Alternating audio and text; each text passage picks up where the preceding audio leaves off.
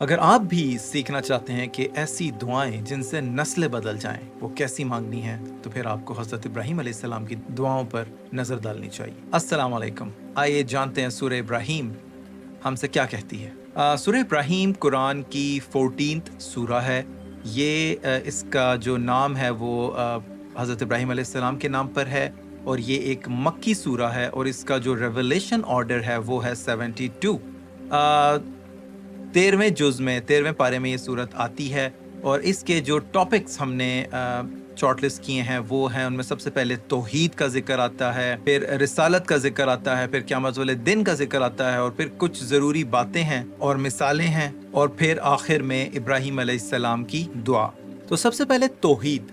अल्लाह ताला ने यहाँ पर फरमाया, तौहीद के अल्लाह ताला ने जो दलाइल दिए वो ये हैं कि अल्लाह ताला है जिसने जो ज़मीनों और आसमान का बनाने वाला है। अल्लाह ताला है जो आसमान से पानी बरसाता है और अल्लाह ताला है जो मुख्तलिफ किस्म के जिसने फल पैदा किए और अल्लाह ताला ने इंसान को ट्रांसपोर्टेशन दी पानी में। अल्लाह ताला ने सूरज और चांद बनाए ताकि हमें दिन और रात मिल सकें, लिहाजा इंसान को सिर्फ अल्लाह के आगे झुकना चाहिए। फिर इसके बाद बात आती है रिसालत की और अल्लाह ताला ने हज़रत सल्लल्लाहु अलैहि वसल्लम को ये बताया कि पिछली कौमें जो थी वो भी इसी तरह का रवैया जो इख्तियार कर चुकी हैं, वो झुटला चुकी हैं पैगंबरों को।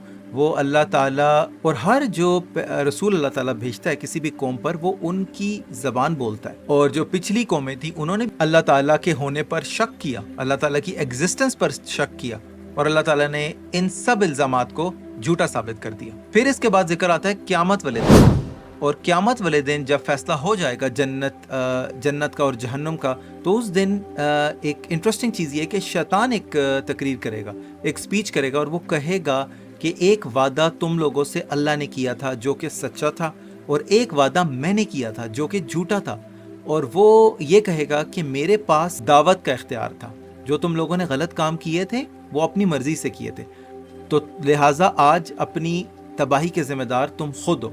मैंने सिर्फ दावत दी थी और आप भागे चले आए उसके पीछे, तो आज मुझे बुरा भला कहने के बजाय तुम्हें अपने आप को बुरा भला कहना चाहिए, क्योंकि आप थे जिसने मेरी दावत को एक्सेप्ट किया और मेरी दावत मानी। इसके बाद कुछ मिसालें और कुछ बातें जो हैं उनकी बात कर लेते हैं। सबसे पहले तो ये कि शुक्र गुजारी बहुत ज़रूरी है और जो लोग शुक्र गुजार होते हैं उनकी नेमतें अल्लाह बढ़ा देता है। ठीक है, अल्लाह ताला को नाशुक्री बिल्कुल पसंद नहीं है और नाशुक्री जो है वो अल्लाह ताला की सज़ा का बाइस बन सकती है। और फिर एक मिसाल दी गई कि जो काफिर है उसका जो अमल है उसकी मिसाल ऐसी है जैसे कि एशेस, ठीक है, हवा चलती है, कि अमल की मिसाल ऐसी है जैसे कि राख, ठीक है ना, एशेस, कि वो हवा चलती है और वो उड़ जाते हैं गायब, और उनका कोई अमल भी कबूल नहीं होगा क्योंकि वो अल्लाह पर ईमान नहीं लाए थे और उसके रसूलों पर ईमान नहीं लाए थे, तो उनका कोई भी अमल कबूल नहीं होगा। फिर इसके बाद एक मिसाल है क्लीन स्टेटमेंट की और एक डर्टी स्टेटमेंट की।